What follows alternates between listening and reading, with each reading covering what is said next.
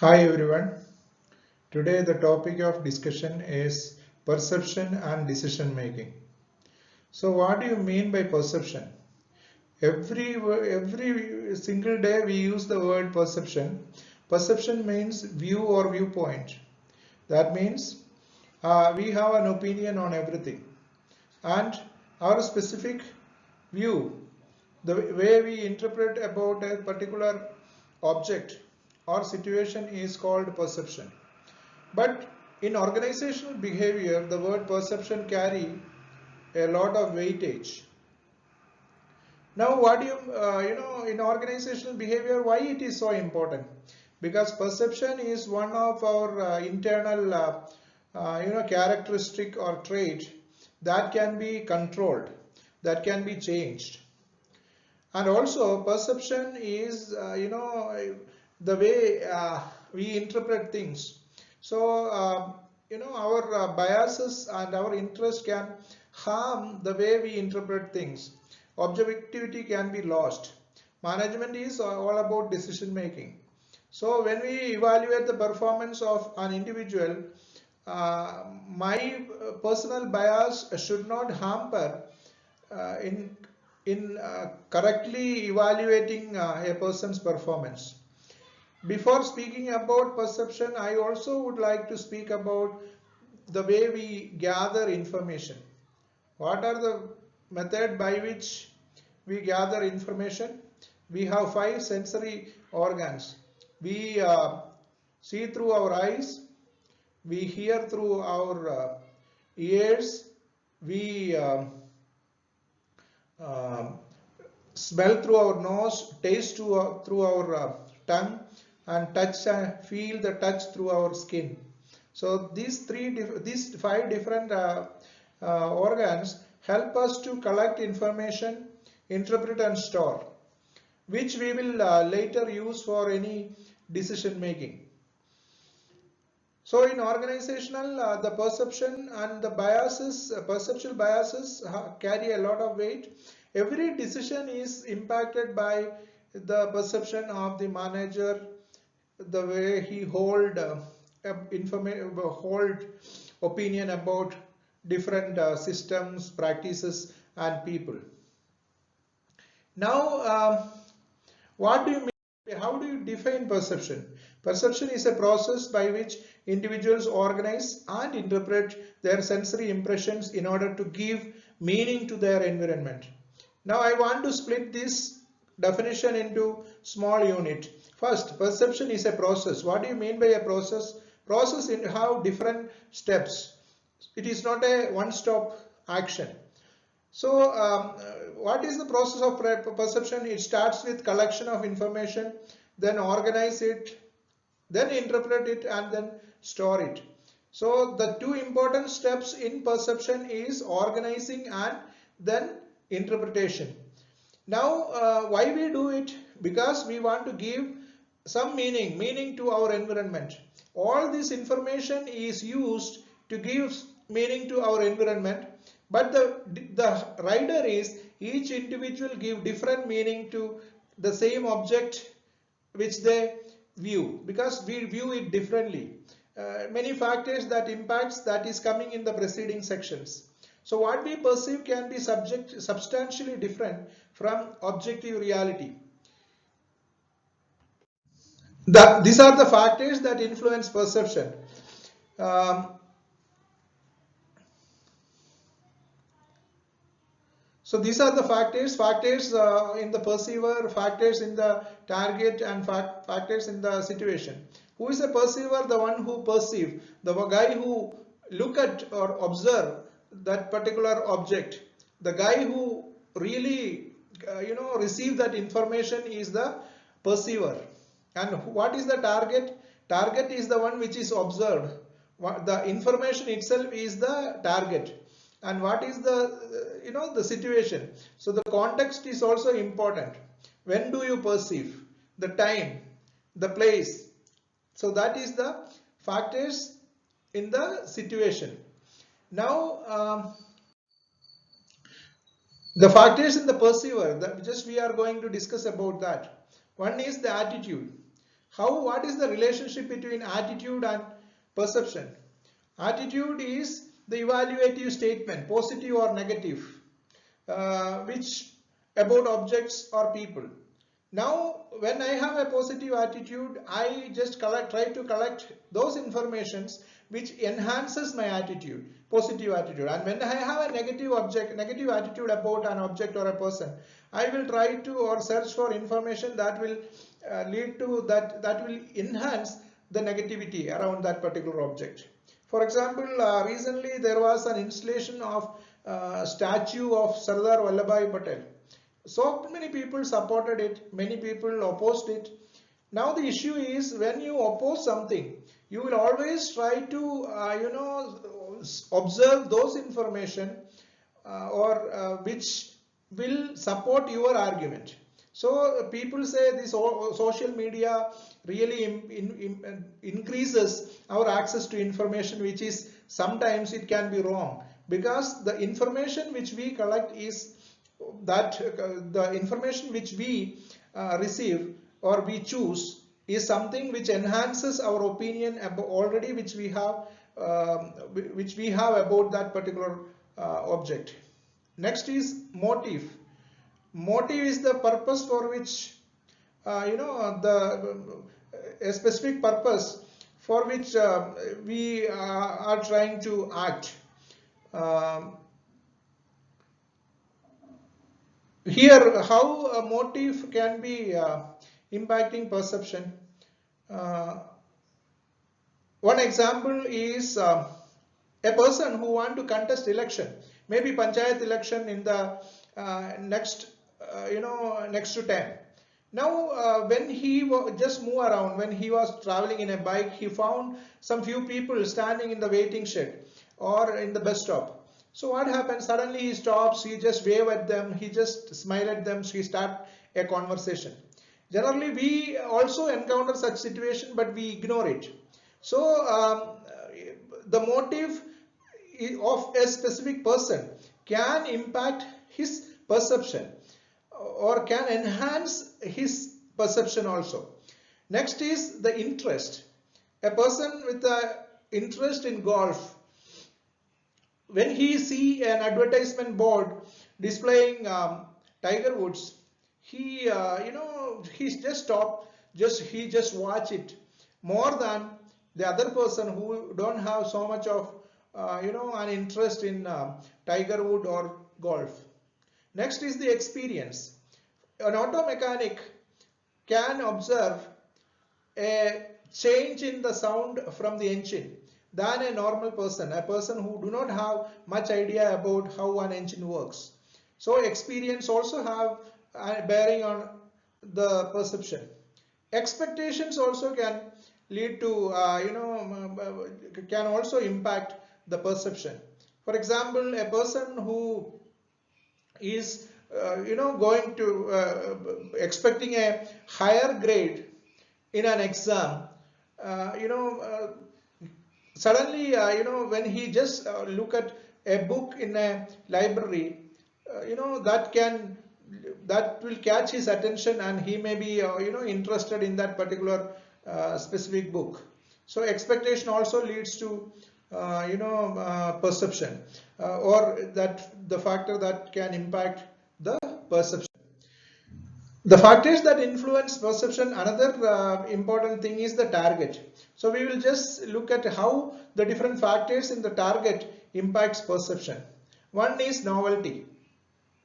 That means something which is new, a new design, a new fashion definitely can impact perception. You look at that particular person, if he stand in a busy road, everybody will watch him. His perceptivity is bigger. Why? Because he is so novel. Next is the motion.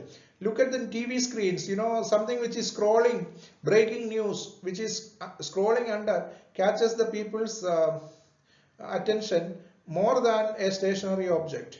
So a moving object sometimes tend to get more attention. Sound. You must have seen a person with a large loud noise or loud voice get more attention than a person with with a lesser voice. Size of the object, too extraordinary large or too small size can get the attention. And the background, of course, background impacts perception. A white background and a black object get more perceptivity than a black object with a dark gray background. So advertisement and all designed to get this perceptivity maximum by designing the background perfectly. Next is proximity. Sometimes a nearby object get more perception, receive more attention, and a farther object. For example, you are traveling and on the top of a hill there is a temple, that will get more attention. Next is similarity. When you meet a person and you find he is similar to a person to whom you already know, then that gets more attention. That particular object gets more attention from you. And next, third factor is the factors in the situation. Time.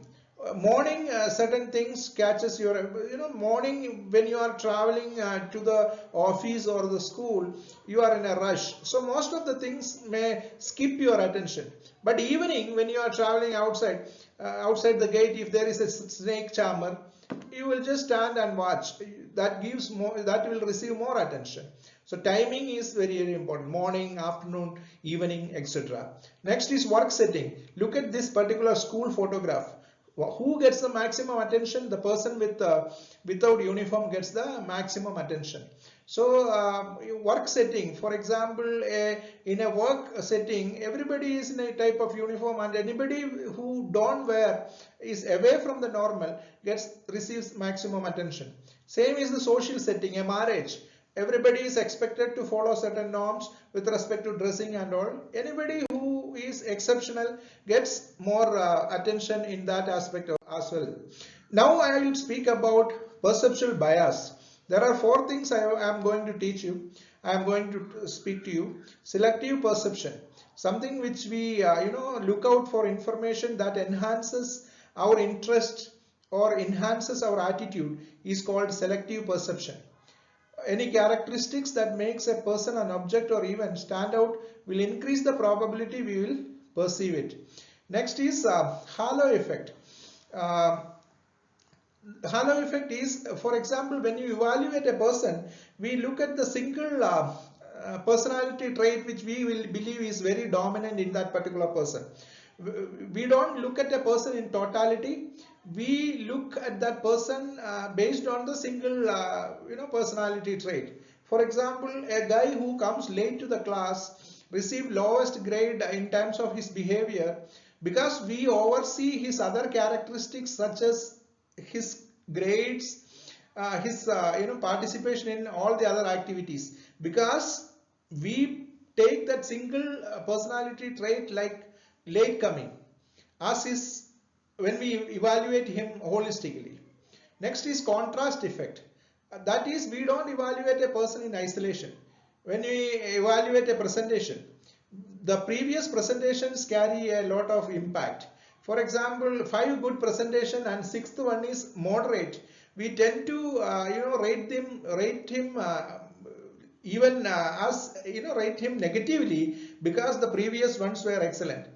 In vice versa also it is the same. For example, 4 bad presentation and then 1 good presentation, that 1 moderate presentation after 4 bad presentations receive better grades than the average, because the first 4 is impacting our evaluation of the 5th. Next is stereotyping. Stereotyping is, we just rate a group.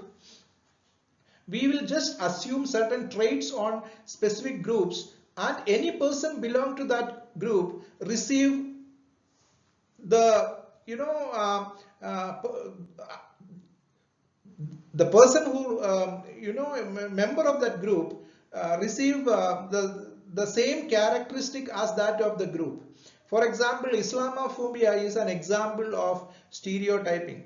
For example, we say that particular group is having a specific traits. So the member of all that particular group also having a specific trait. So these are the shortcuts, these are the biases which we need to be careful. And look at the picture. The first one is about stereotyping. Second one is called selective perception. Why the first one is an angel?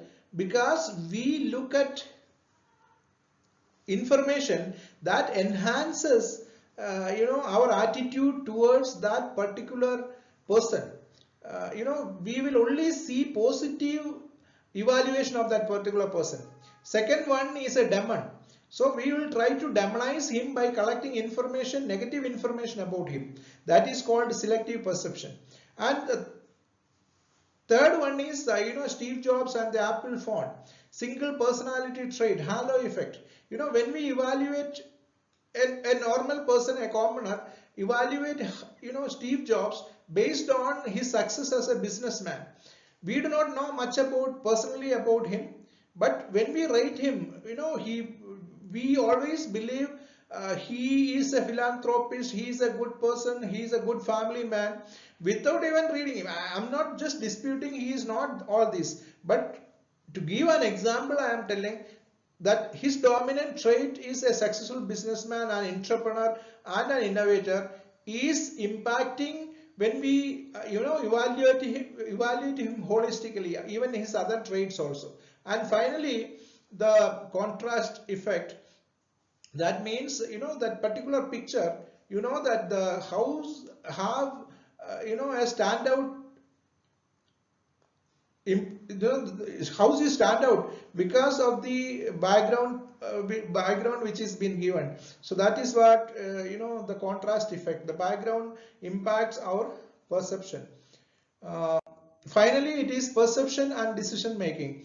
You look at what do you mean by decisions. Decisions are selection of alternatives. So how do you select? Based on the perception of your yours, you select alternatives. And next is decisions making occurs at a reaction to a problem. Decision making, there are 4 different steps.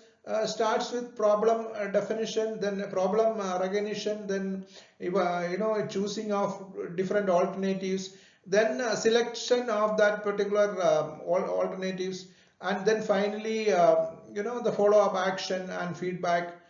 So that many people view problems differently. My problem may not be a problem for the other person. So perception is very important. Perception of the person who take the decision is important with reference to the framing of the problem itself. And next is decision making and information. People view information differently. Some people look at information, a new tax policy as a threat, and another person may think it is an opportunity. So the perception is again impact the decision making. And finally, perceptual bias.